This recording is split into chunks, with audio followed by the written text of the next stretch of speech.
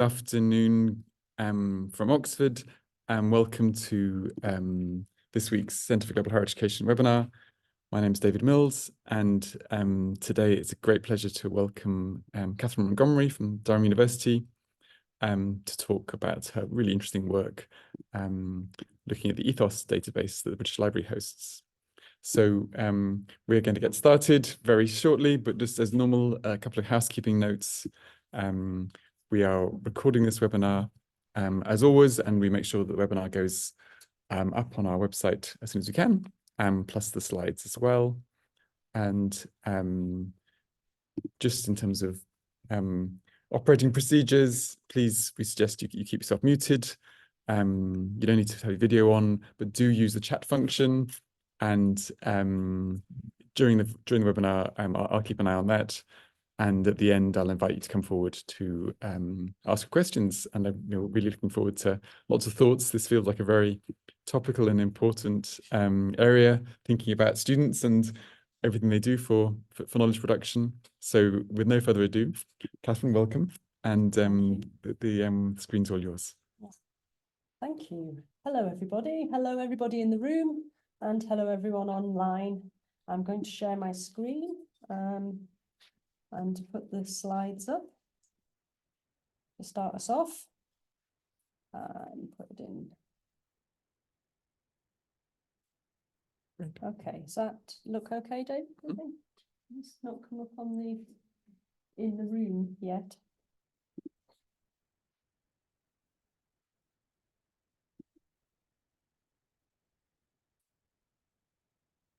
I think possibly you should send them to me, and I should okay, shall I stop sharing those? Yes, possibly, now? Yes, yeah.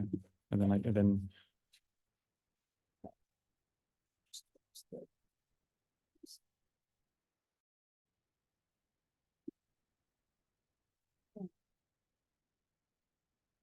should we do it one more time? Will you share again now? Shall I try again? Yes, yeah. Have I done that? That's You never get big crowds for general seminars. yeah. all the important people are here though. Yes, absolutely. And online. Everyone's online as well. Exactly. Let me just see if we can share the screen now. Have another go. That's good. That's great. That's well done. better. Okay. Put it into. Okay. That should. Yeah. Brilliant. Okay. Okay. So hello everybody. I'm Catherine Montgomery, as David said. Really pleased to be here. I've been a visiting fellow in the Department of Education this year. Really happy to have been working here and working with great people here. And some of the work that I've been doing is what I'll talk about today. But this project's been going on for quite a long time. And I've had a lot of support with this project over the years. And I'm really pleased to say that Dr. Jenny Basford's here from the British Library. She's the research digital repositories lead. And online we've got Heather Rosie from the British Library.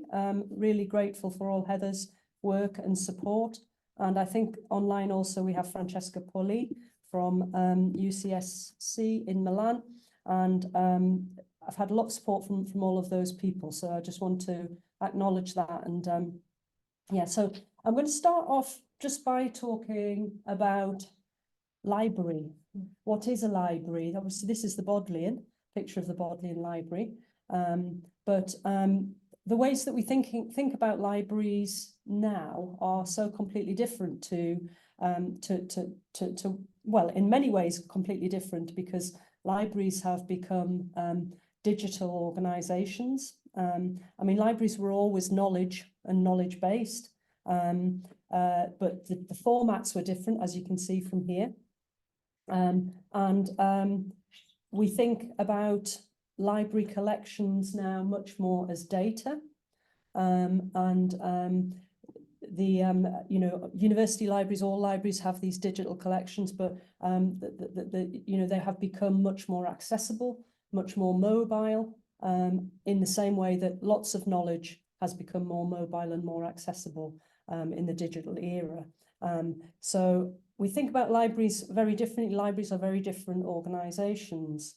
And this building of these huge and diverse digital collections, offer huge opportunities for secondary data analysis, as academics and, as researchers, as journalists, as all of those people who are interested in information. So the very important secondary data analysis collections, certainly organisations such as the ESRC or UKRI organisations always now ask you to put your research data online so that other people can either use it or, if they wanted to, do the research that you have done and demonstrate that that research is kind of replicable, if you like. So things are very different in libraries than they were. And these collections have, huge opportunities for historians, journalists, and researchers, and also these text mining techniques such as information extraction, clustering, natural language processing, basically artificial intelligence in general, offer huge opportunities for modelling and for surfacing research in different ways than were previously possible. So there are huge opportunities for generative artificial intelligence. Also, generative artificial intelligence is also seen as a threat to universities and a threat, sort of existential threat to learning in higher education. But that we also have these kinds of the digital repositories linked with artificial intelligence is a huge change in the way that we can access information. Partly it affects knowledge mobility, and it also the ability to kind of generate synthesis and summaries of research. And I'm going to say a little bit more about that in a moment. It is, having a huge impact on research. But this is a bit of a conundrum, isn't it? Because the fears about artificial intelligence, that things are being driven by, digital media, things are being driven by artificial intelligence. But at the same time, we have this quote here from Simon that actually this rapid expansion of global science is not driven by technology. It's actually driven by human agents. So these are kind of two aspects, two sides of a coin, if you like, that make it quite a complex kind of situation, complex environment. And a recent paper that I wrote on this work did have a look at the difference between looking at something using generative artificial intelligence and doing a by-hand analysis. And what we concluded from that paper was that luckily humans are still important and relevant. Human interpretation is still very, very important and key to critical perspectives and in-depth perspectives on research. So here we come to the data set that I've been looking at since about 2018. EThOS, which you are probably familiar with, people online will be familiar with it, and people in the room. This is a huge digital repository that contains, I'm going to say all of the UK doctorates that are done in UK universities, 637,000 doctoral theses. And it's a curated repository. I'll just say something a little bit about that in a moment, of doctoral theses from UK universities dating back to 1650. I'll come on to that in a moment. But so this repository of knowledge has huge potential for offering new understandings of so many things, of so many disciplines. And I mean, 637,000 doctoral theses represents almost 2 million years of research. If each one took 3 years, then it's almost 2 million years of research in there on every topic. Every discipline is represented there. And again, I'll say a little bit more about that in a moment. I just want to say curated is very important. Heather's tuning in, she's listening. And Heather Rosie from the British Library, who has worked on the curation of this collection, because again, curation in the digital world is slightly different from curation when we just had books and we had museums, but very similar kind of kind of principle that it offers understandings and categories of data. And again, I'll come on to that in a moment. As well as being the doctoral thesis, the actual text, or the research in there, this is why I kind of included that link from Simon's paper about global science, because actually, as well as it being the thesis itself, is also the people, and it's the people are mobile, and international doctoral students play this crucial role in universities, and they're part of the knowledge generation of universities and the global flows of doctoral knowledge throughout the world. These are highly skilled migrants.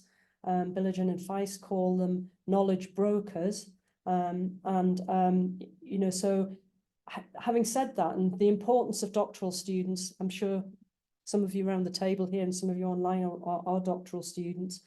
But the important thing about the project that we've been working on here is not just looking at individual doctorates, but what does that whole repository offer us? Because we don't usually construct although we construct doctoral knowledge as important, we don't construct it as a coherent whole body of knowledge, and think about how that can offer, or how that can be part of global science, how it can be part of knowledge generation. So that's really the principle that the project started on. And just before we go into the details of this, I just wanted to talk about some of the thesis titles.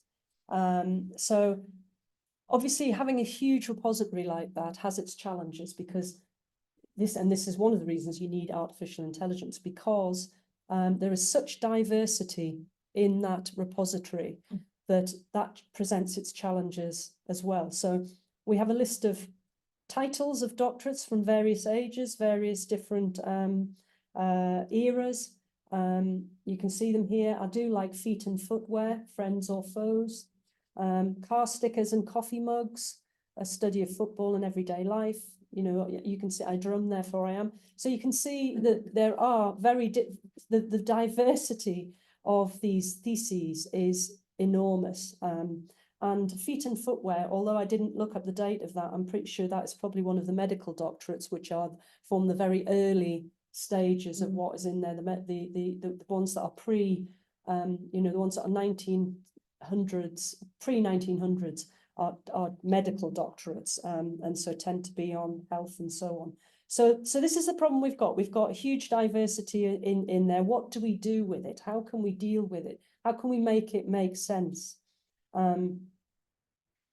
We started off on this project. We have a brochure that we worked on with the British Library in collaboration with Jenny and colleagues at the British Library. We got some money from the ESRC for the Impact Project, and what we did was we started to develop an artificial intelligence tool that could read the doctorates. We now have a prototype of that tool, and we've tested that tool out with some organisations. So, for example, we worked with Kew Gardens, Kew Science, and the Museum of London Archaeology. So what we tried to do was to try to show that there was knowledge in the doctoral repository that could be useful. So we worked, I'll say a little bit more about that in a moment, but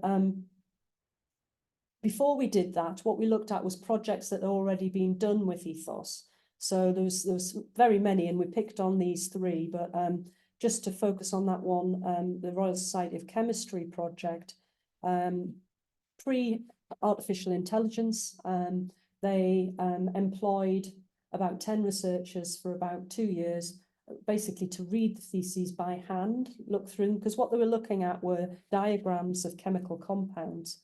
And what they discovered was 75,000 chemical compounds within EThOS that were not registered on this what's called SPIDER, which is the UK list of chemical compounds. So this is proving that there is knowledge in there that needs to be surfaced or could be surfaced. But again, project by the Alzheimer's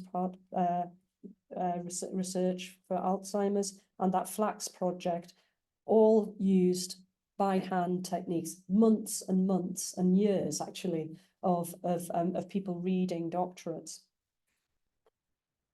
So anyway, we came along with a little bit of money, and we developed a prototype. I'm not saying it's working fantastically well yet, but the prototype of the tool, it's an artificial intelligence tool which reads the theses and or either reads the theses or reads the metadata, and it can generate summaries. So what we will do is, if it reads, let's say you have a search term, you put in a search term, it will generate a list of 300, or let's say 300 theses, which are relevant to your search.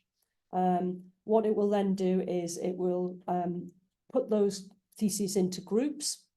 It will generate a title for the group, and then it will also generate a paragraph which summarizes the research.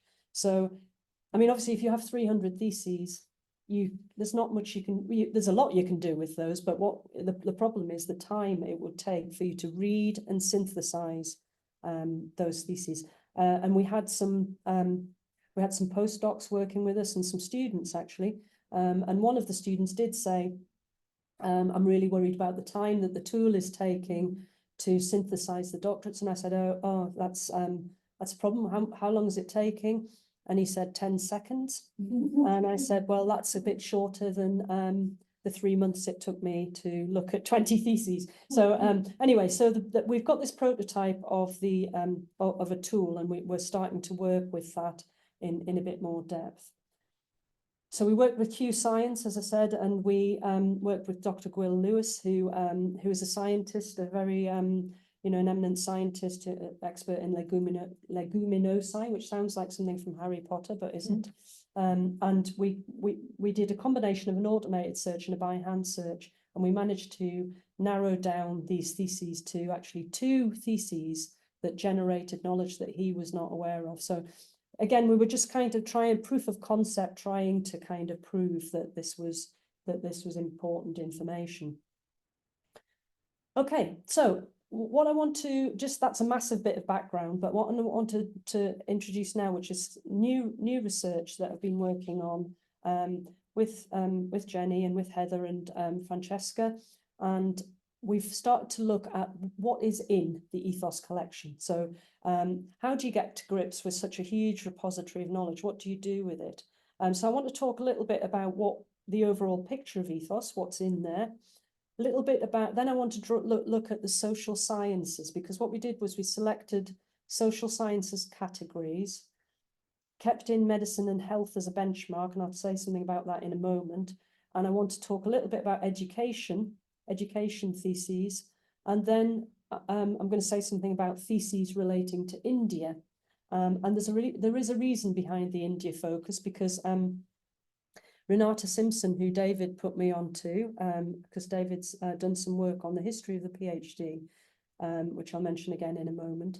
Renata Simpson did a history of doctorates in the UK. And when you look at that data, you can see that the early doctorates were the biggest number of international students who came for those doctorates were Indian students. And what's interesting about that is how the doctorate is entwined with the empire and colonialism. And is that telling us something about about what's in the EThOS collection, about how doctorates work, and about the nature of doctorates in universities and UK universities? Let's set off. Okay, so all of the doctoral theses in the EThOS collection, and this is the dates. So pre-20th century, there's actually quite a lot of doctorates in there from pre-20th century, 1,776 doctorates, that's quite a lot. But what you can see from this is you can see the predominance of doctorates between 2000 and 2023, just the huge explosion of the number of doctorates in UK universities, and the gradual development, from 1980s again, it's starting to really ramp up.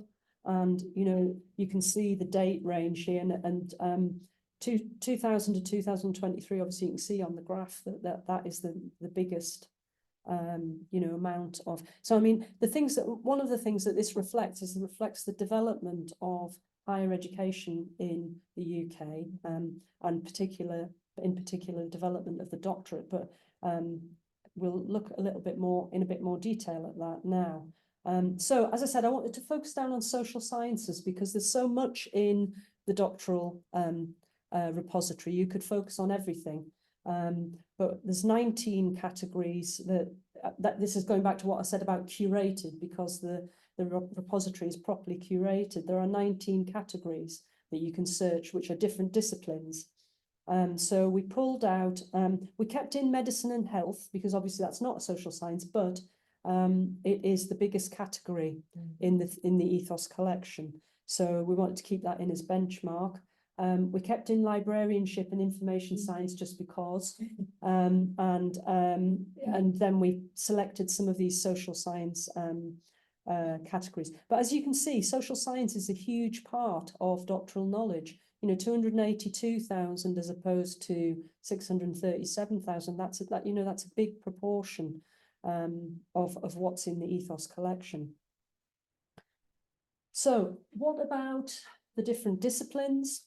Here we've got the disciplines on the side, and we've got the dates on the inside the graph. And you can hardly see the pre-20th century, but if you look at medicine and health carefully, and you might not be able to see that here, but it's on that. It's a tiny little bit, which is pre-20th century, and you can see that all of those pre-20th century theses were medical doctorates. And that is kind of the origin of the doctorate. And some of those medical doctorates are in very strange, weird and wonderful formats. Some of them are only a few pages long. Some of them are bits of paper stapled together. And some of them have some very strange titles, such as beds. But you know, that is the basis of the original medical doctorate. Because actually it was only 1920 that we have the doctoral program, the actual, you know, the sort of more formalized program really only started coming in the 1920s. And that was in Oxford, Cambridge and London University. And the origins of that, you won't be surprised to know, are Humboldt University in Germany, because a lot of the higher education traditions that we have in the UK come from Humboldt.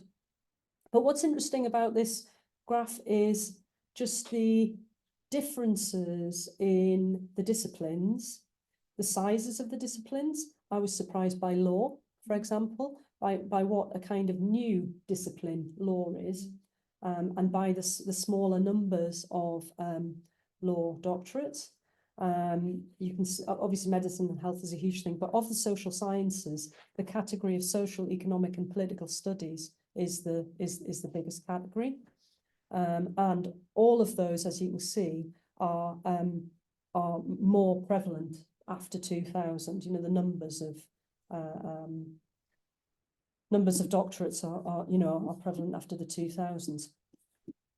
What about education? Just to focus down on one discipline. Education's a good one to look at for various reasons. We're in a Department of Education, and what's interesting here is you can see that this is 1900 to 1949. There were only a handful, as you can see. Well, actually, prior to this, before 1900s, in the EThOS collection, there is only one institution which has education doctorates. And it's a really weird one because it's Edinburgh. So, but there is a reason for that, and I discussed this with Heather the other day, is because Edinburgh had a programme of digitizing its doctorates, a bigger programme than other universities. So, you know, with any sort of data set, you get, once you start to get to grips with the data, you realise the imperfections of your data set. So actually, even though Edinburgh was early doctorates, that's not to say that there weren't doctorates in other universities pre-1900s. So that's and we haven't looked into the medical sciences in detail. That'll be the next. You know, we'll look into more disciplines next, but just wanted to highlight this one. So it went from one institution delivering the doctorates to 1940s to 1949. We have this list. And again, Edinburgh is at the top, 17 doctorates between 1900 and 1949. But just that list of institutions, which is interesting. Fast forward, we do have the data for all of the decades, but I thought it might be too much to present in one go. But if you fast forward to 2000 to 2023, that's the institutions. I mean, you won't be able to read them because they're, because they're very small, but basically 127 institutions delivering the doctorate between 2000 and 2023. And that's just the top 20 institutions. I didn't cut and paste all of the institutions into that, but the top 20 institutions, as you can see, University College London still offering the most doctorates in education. This is only education, and you can see for yourselves the data there. One interesting one there is University of Oxford has dropped down. Now there is a good reason for that. The reason for that is that Oxford University has its own archive. I mean, I can't remember. I don't know when ORA was set up. Jenny? I can't remember. Yeah. We don't take the file. No. Yeah. So Oxford Research Archive holds all of Oxford's doctorates, and it must have started around about this time, because you can see the numbers of doctorates in the EThOS repository from Oxford is lower. So there's lots of contextual details that can influence what's in here that you have to kind of be aware of. So, I mean, that is interesting because obviously that is the development of the doctorate, but also the development of the expansion of higher education in the UK, and expansion of numbers. And about half of the doctorates in the EThOS repository are done by international students. So, you have this mobility area as well. India and the doctorates. Now there are 6,029 doctorates in the EThOS collection, which are now, again, with the data, these are about or on India. So we don't know if they are by Indian students. We need to get some more, because the biographical data within EThOS is not there yet. The biographical, links and metadata is not there yet. But this is doctorates that are about India. So still quite a lot pre-20th century.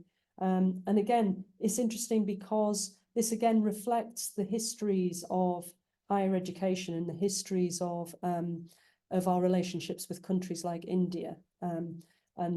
Again, this is just social sciences and medicine and health and librarianship.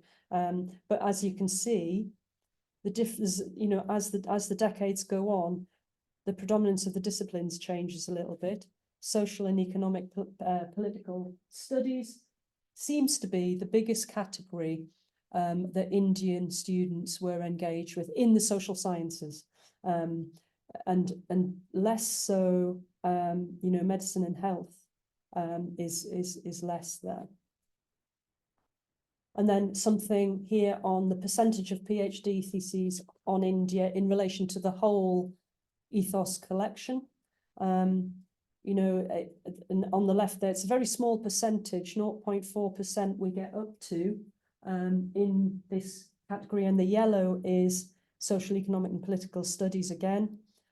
So that shows, predominance of that subject area in the social sciences. But some interesting ones there. History and archaeology, 1950 to 1979. That is with, again, don't forget these are Indian, these are doctorates on India. So, there's a kind of relationship, I guess, with Indian archaeology and the UK. It grows again in 2000 to 2023.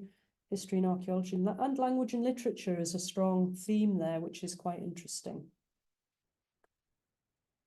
This, again, it's, might be a bit difficult to read on the screen, but this looks at the institutions that have significant numbers of PhD theses on India, and these are the top 10 institutions, because obviously then there's smaller numbers as you go down, but these are the top 10 institutions that have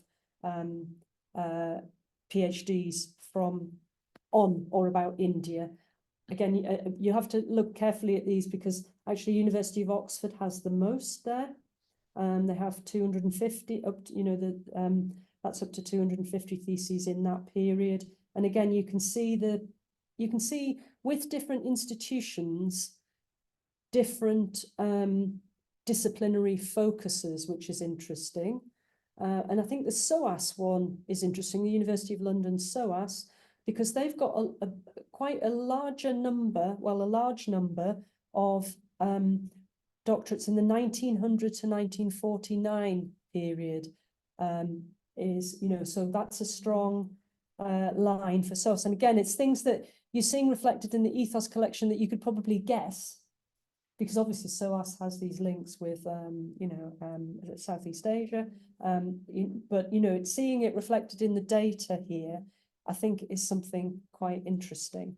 And then you can start to think about, we need more exploration, but you start to think about the ways that the disciplines have developed through and in relation with the doctorate, and how the development of disciplines in universities and departments is linked with the development of the doctorate.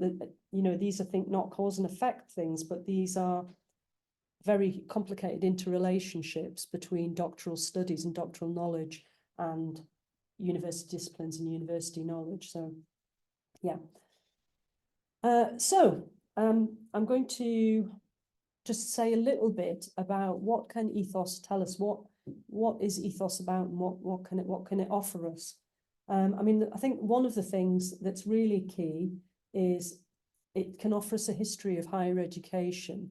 And this, some of the ideas around this are, I took from our conversations, David, about history and history of doctorates, the history of higher education. There's two very, very interesting books there.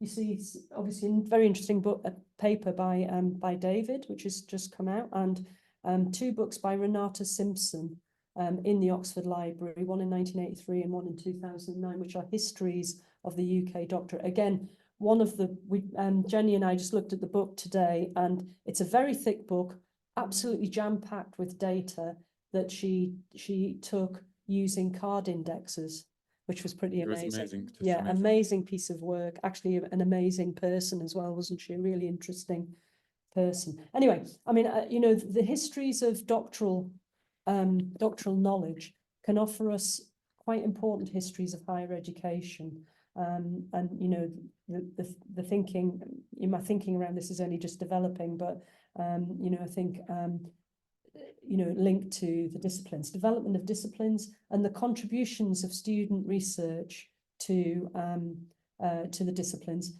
Very interesting paper and a PhD by Vincent Larivière, who actually gave a presentation in the CG a few months ago, and his doctorate was called On the Shoulders of Students, and so I kind of quoted that that title for this presentation. So he was talking about how his was about publications that doctoral students do after their thesis, but he was looking at how doctoral research contributes to development of disciplines and to development of science.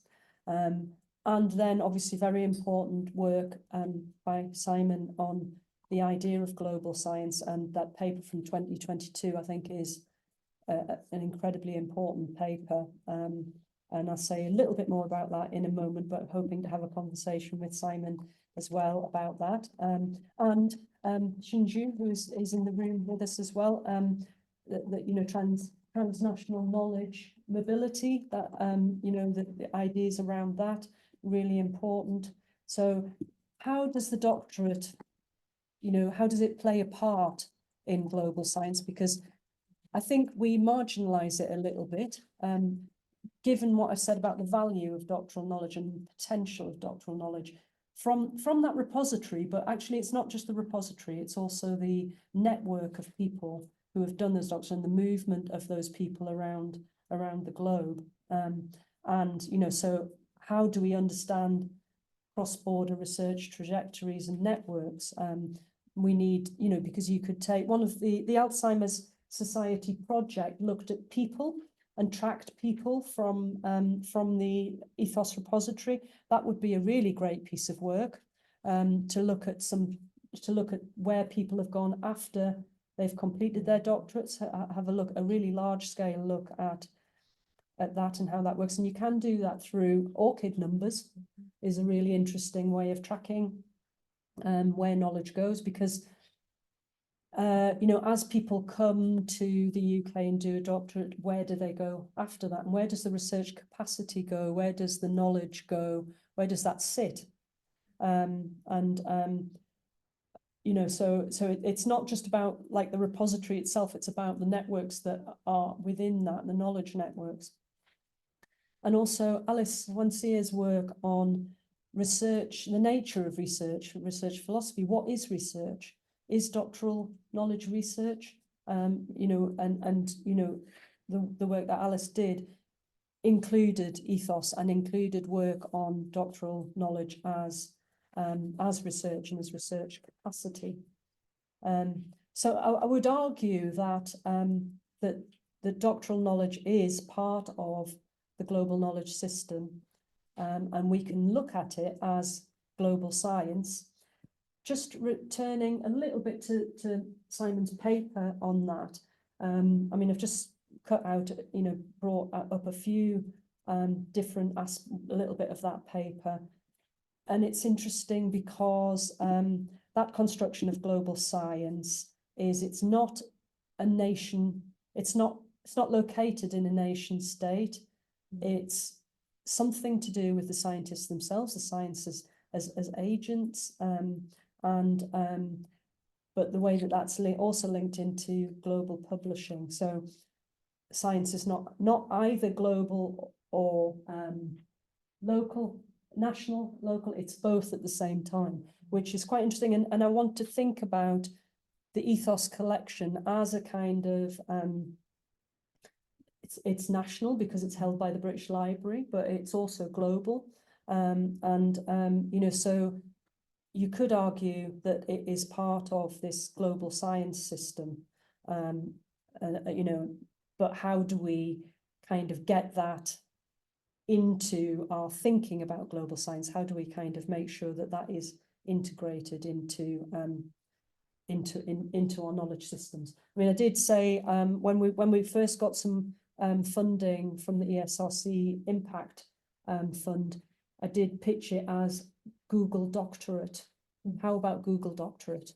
You know, we've got Google Scholar, we've got, you know, all of those things, but, you know, could you have a separate kind of, I mean, obviously I don't want to sell it to Google, but, you know, that kind of principle that you would exploit, that you would have Google doctoral knowledge as something that you consult as a whole body of knowledge, and that it would be somehow linked into, you know, other systems, Scopus, all of those kinds of, well, I mean, they already are in many ways. And, you know, Jenny, you might have something to say about that when we start the discussion. But so, I mean, I would like to suggest that that we kind of cast this sort of doctoral thesis as part of a mobile global science system.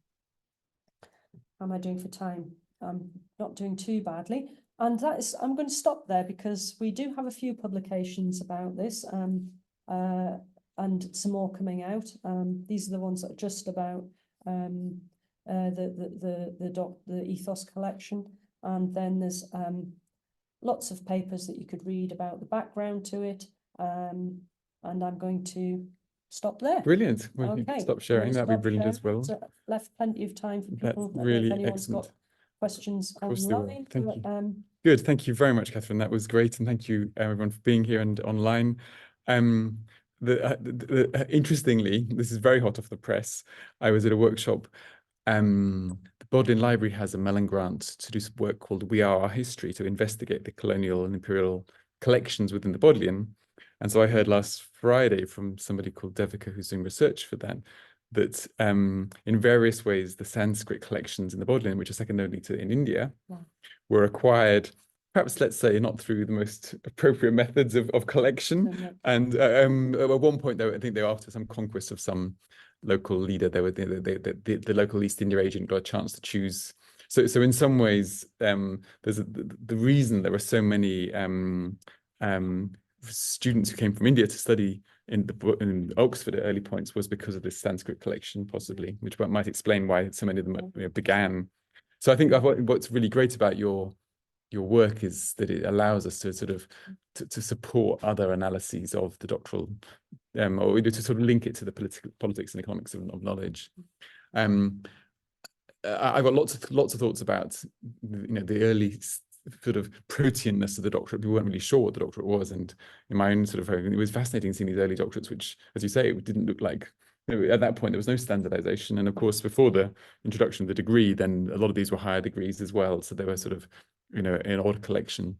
I wanted to ask you though, more specifically about the future of this knowledge collection. Do current theses going into the EThOS collection have DOIs? Are they easily findable? So that depends on the university that awards it. So EThOS, I will also say, just for clarity, I'm very sorry, but EThOS is not available at the moment because there was a significant cyber attack on the British Library, and that was one of our services that is not available at the moment. But I promise we are working on a solution for it to come back, hopefully later this year. How Heather can explain this in much more detail and much more effectively, I'm sure, but essentially, I always say Heather is EThOS. She harvests all of the metadata on behalf of the library, the BL, into EThOS. So our data, and she also does make it brilliant as well. I would say she tidies, she cleans, she standardizes. I always say her data is amazing, and that's the BL also. That's where the Dewey categorization comes in as well. But DOIs and ORCID IDs, which you also mentioned, which are a bit like a DOI but for a person, those are allocated by the institution. So if it's there, we can grab it. And also with our what we're working on with our kind of interim EThOS, as we're calling it at the moment, is that we will be able to pull in even more of those. We've now looked at minting DOIs for every single thesis, but we've always, at the library, but we've always thought it's sort of, they belong to the university, and it's about overstepping our boundaries. Some unis would be happy with us doing it. Would. Interesting. I mean, it's always it's a bit both. If they are there, we'll take them. I mean, the sort of subtext of my question was that the American collection, ProQuest, has been bought by Clarivate. And so I'm imagining that they are going to commercialize, if they can, that data collection. So the British Library, obviously, it has no plans to do that, I imagine. I'll keep our metadata as open as possible and our files as obviously that go with it as possible. One of the consumers, should we say, of the metadata that the British Library produces, Heather produces, so that we take the metadata, the standardization processes that Heather has kind of finessed and honed. They go into EThOS, and we also we will resume provide a feed of that metadata to specific organizations. And ProQuest was one of those. So they didn't take the files from us, but they did take the metadata. But metadata is something that you have to be careful. And I know I would, if Heather was here, she'd be like, no, not everything, but you can do a little bit more with metadata, because a lot of it has no, like, there isn't so much IP risk. An abstract, yes, but title, name, etc. I certainly have no plans to let ProQuest anywhere near. I will say that, but not in terms of that. Yes, we might need to take that bit out of the reporting. Yes. Just say that. Good. Well, thank you very much for those clarifications. Anding, you have a question online. Do you want to unmute or put your video on and ask a question of Catherine? Yes, sure. Hello, Professor. Thank you for your presentation. I listened to your presentation last year in May, and glad to see you again. My question is, have you found like if the PhD by publication will also be uploaded to the EThOS, and if you have found any pattern of that? Good question. Yeah, very good question. PhD by publication. As far as I know, PhD by publication is still PhD. I think they are in there. Yeah. I don't know whether Heather, you're on this call. Do you want to unmute and if you know whether publication by PhD? Hi, Heather. Hi everyone. Yes, we do have PhD by publication, but unfortunately there's no standard way of recording that in the bibliographic metadata that's provided by universities. So sometimes it comes through to us and it does explicitly say PhD by publication, but that's lost. Until we can persuade every university in the UK, all 140 odd of them, to provide that information, then we can't record it systematically and consistently. So it's a shame there are a few things like that that get lost during the collection of metadata. So they're in there, but not easily identifiable, unfortunately. That's really interesting, isn't it? The technical data matters so much for findability and analysis. It does occur to me that a lot of the PhDs that were pre-1920 would have been awarded based on publications. So in some ways, because there was no qualification then, there was no degree program. So you've only been awarded with evidence of your scholarly value, I think. Is that why the papers themselves are very short? They're a Literally mixture. they are That's papers right. sometimes, Yes, aren't they? that's right. Yeah. Yes, yeah. Thank you. Thank you. Other questions from the room and online? Anyone else want to comment on the potential of this database for their own work or things they'd like to know from it?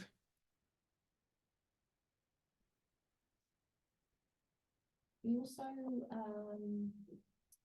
had a student who was at UCL who completed her PhD in January or February, which was Laura Shepherd, which was looking at using EThOS for, and this is quite a tricky thing, determining gender in certain disciplines, which again, you can only do if you have the categorization of your metadata. And unsurprisingly, she found that certain subjects are very male dominated and others are very female dominated. But the whole thing, as she herself owns, is that there are caveats to that, of course, that we don't know how somebody identifies. Some names you can't tell, for example. And a lot of the time, the university decides how they record a name. So mine might be maybe Baseford, Jennifer, or it may be Baseford, J, in which case you would not know at all. You couldn't even make a guess at that. So you are, it is very interesting. I think Catherine did a great job, I think, of acknowledging the kind of traditions of librarianship and cataloguing. And you have multiple unis feeding into it. I mean, there's 125 universities feeding into this, and things change over time. And that kind of effect, I think, of your data set. It's an amazing data set, but you, as you acknowledge, you're like, oh well, Edinburgh got on board very early on in EThOS and digitized lots, so they may be overrepresented in certain bits and not in others. And people are always finding PhDs somewhere as well. I've got to say this, just they open some professor's office, they're like, oh yes, my goodness, and then they need to be digitized. The EThOS database relies on reliable university registries uploading the data, and I'm sure that's fine now, but 20 years ago, but then 50 years ago and 70 years ago, yes, yeah. And interesting, your figure of 341, I thought was very high for Oxford for the last 23 years. Right. So that is all the theses that have been approved, I think, in education. Yeah. So I think, one would expect post-2000 that data would be quite accurate, I think. Yeah. And that there may be more than that not in EThOS, because sure. Oxford having their own repository. Well, I wouldn't have thought the department would have awarded more than 340 theses in the last 20 years. In the last 23 years. No, the department's quite small compared to some departments. Yeah. But Simon. A lightweight comment and a larger one. Lightweight comment is that wow, a lot of knowledge that is there and how no one knows about it. And when we do pieces of work, like a journal article, when we do the literature review, we don't read all the relevant PhDs, do we? No. And when people do PhDs, sometimes they read the relevant PhDs, or some of them, but not many probably, and some people don't. Yeah. A lot of people don't. Yeah. Maybe most people don't. So, Yeah. wow, this is going to open up a lot of one. Now this is going to be mined, isn't it? So this Yeah. is going to open up an awful lot of, I guess, things that we didn't really have a full grasp of. And Yeah. considering that you can do so much more in a doctorate than you can do in a journal article. Yeah. Wow, this is kind of interesting. So you great areas to work on. Great things we've done. Absolutely. Doing. The more serious comment was about the law. I'm not surprised by the small number of doctorates, and also not surprised by the fact that there's a number have kicked in the last 23 years. Yeah. You probably know this, but what's happened with legal knowledge is that it's been mostly, I mean, the law professors and lecturers are doing case books. They're doing, law of the sea or intellectual property law or whatever, environmental law. Yeah. And those case books, which are very authoritative in the law, if they're done well, of course, and they go into legal cases, judges use them. Judges and assistants consult them, and judges use them in judgments. So they don't have the same role as social science knowledge generally. I mean, no other social science knowledge has a similar role, really. They actually make the law. Yeah. And what would you do if you were a law professor, say an expert on intellectual property? What would you rather do? Write sociological articles about intellectual property law, or would you rather write case books that determine outcomes? So it's obvious that that more older kind of practical knowledge is more attractive in lots of ways to someone in the law. But on the other hand, to make it in higher education, you need a kind of PhD, don't you? So you need an equivalent qualification to people in other disciplines in social sciences. So you need a PhD. And so what's a PhD in law? Well, it's history of law, sociology of law, whatever. So it tends to be something different. And there's a lot of people, I think, in law faculties feel uncomfortable about the trend to, the sort of more conventional PhDs in our terms, and would think that maybe that's not the real point, and that's not what we should be doing. But so I think that tension is still there. So you are seeing more PhDs in law, but most of the law, academic law knowledge is not in that collection. Yeah, absolutely. And in some ways, we would want PhDs in other subjects to have similar impact to the way the law PhD, if law case books have that amount of impact, surely there should be mechanisms or structures for the PhD itself to influence policy, and in that way. In an ideal world. You need someone with the aristocratic power of a judge. Exactly. Yeah. Well, there's obviously a lot of efforts to do. Some really important sociologists. To tick it off. Yeah. Without being accountable to anyone else except the highest sociologist. But I wonder whether one challenge next going forward will be to, I worry about talking about knowledge being lost, but it'd be very interesting to see what portion of those theses are produced into some article form. If you could somehow come up with some sort of tool, I mean, obviously that we, ORCID matching if that was possible, but you could see actually what proportion don't actually ever translate into an article publication, because then they are more or less lost, aren't they? I don't mean that. I don't think you'd find them on Google Scholar very easily. No. That's what I think the Alzheimer's UK research went into, to an extent. They wanted to understand how many people they funded to look into dementia research then stayed in that field. And then they could use that to highlight to the MRC, the Medical Research Council, Wellcome, etc., to say people are not staying in dementia research, which arguably will become even hotter topic because we have an aging population across the world. They're going into cancer research. I'm not saying that we shouldn't research certain things, but because those already have funding, those have captured public imagination, and those have been, that's been a focus of certain kinds of research and therefore funding. And I think that's what they were looking at to an extent, and how when you follow someone through.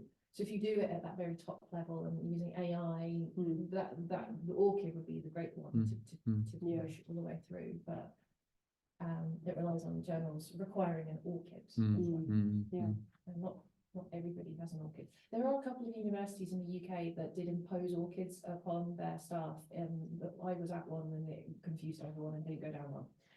So it's a voluntary thing, but I do recommend that you do it. And probably if you want to submit to most high quality papers, they will ask you for an orchid. High quality journal. No, but If you've got one, please get one. yes, I mean, even if you had to do it manually, because you would still learn something quite a lot about where students from certain parts of the world were doing theses in the UK that knowledge just was never followed up because their chances of getting academic posts, you know, were much lower, and so you could actually use this to sort of understand the epistemic injustices within the higher education system as well. Yeah, absolutely, and I think tracing through to going back to returning to you do your PhD in one country and you return to your home country. Absolutely, absolutely. And it's interesting, isn't it? Because that work could be, you know, so an academic could, I think we've had this conversation before, you know, an academic could be in a kind of, you know, do a PhD and get a job in an American university or a European university, but still be using that knowledge to influence, you know, work back home. So in some ways, the geography of the person doesn't get you right to the nub of where that knowledge is being used or applied. But I mean, I totally agree with you, David, that you know, it's one of the things that the collection offers is a way of you know, looking at, well, first of all, there's a way of looking at more marginalized knowledge from, you know, from contexts that we don't always, that don't get kind of highlighted. I mean, obviously, it's all in English. That's one of its kind of one of its drawbacks. But you know, these are British universities, and you know, but you know, there are repositories like this all over the world, and also linked repositories. Heather put me onto there's a network that draws, you know, doctoral knowledge from different contexts. That, you know, the idea that there would, or we have Shodganga in India has 500,000 doctoral theses and lots of different languages, you know, also reflecting the context of India that has, you know, has all these different languages, you know, Hindi, Gujarati, you know, all of those home languages in India, a lot in English, but that's a much more kind of mixed linguistic picture in Shodganga. So yeah. So does, I mean, this is another technical question, but it doesn't matter. There isn't, metadata doesn't include nationality, does it? No. So we, no. Yeah. You mean as of the Author? No. No. You'll get language Yes. of the thing that's written in. Well, but nearly all of them are going to be English. I don't think you could submit a thesis for British University that wasn't in English. I'd be surprised. Yeah. I was just thinking about this, and I wonder if Welsh universities might say Welsh. Yes, I'm sure that's true. English. Yes. You may have a choice. Yes. But, Yeah, we have a handful in other languages other than Welsh. So there are some French, some Italian, some Spanish, but yeah, it's a handful compared to the majority. Okay, that's great to know. Thank you, Heather. Okay. One final question online from Yuching, who can't unmute herself. When I wrote a systematic review for my own thesis, I was hesitant as whether to include doctoral theses since they seem to be regarded as grey literature. Yeah. What's your thoughts on this? Yeah, I mean, my thoughts on calling doctorates grey literature is a little bit denigrating or, you know, diminishing for a doctorate, because I mean, again, grey literature is not a great term in itself, is it? Because it's indicating that it's kind of, it's not, you know, it's not that, it's some, you know, the validity of it is somehow less, you know, and there's a lot of, you know, when I've been thinking about this, there's a lot of things around, you know, knowledge values, what is valuable knowledge, what constitutes powerful knowledge, or, you know, what counts as knowledge is a huge debate, I think, and it's one that, you know, comes in very much in you know, thinking about doctoral knowledge as powerful knowledge, yeah, I mean, I think I would say that you can always quote a doctorate as a unpublished PhD. And when, you know, you can normally, under normal circumstances, link to the EThOS collection. So I would say always quote the doctorates, always look at them and always quote them in your work if you can. Absolutely.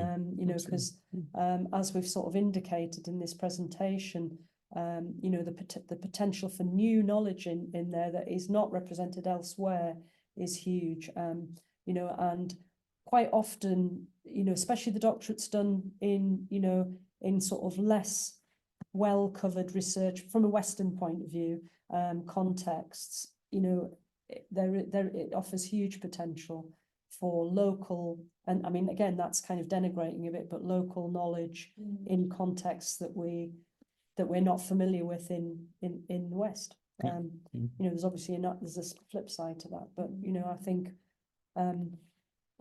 always include them. I guess you have to include them separately. I don't know, as things stand, but as always integrated. Put them in references, I think. I think we should wrap up. Catherine, thank you very much for a really interesting introduction to this great database. We can't wait for British Library to be able to open it up to the world again. It's a wonderful resource. Thank you all for coming online, and to the audience in the room, thank you for joining us. And finally, big thank you to Catherine. It was a really great talk. Thank you very much. So next week we are once again doing a hybrid webinar with Emanuel Kulczycki from Poland, talking about the evaluation game, why the context of implementation research evaluation systems matters. So look forward to seeing you all next Tuesday. Thank you very much. Bye-bye. Bye-bye.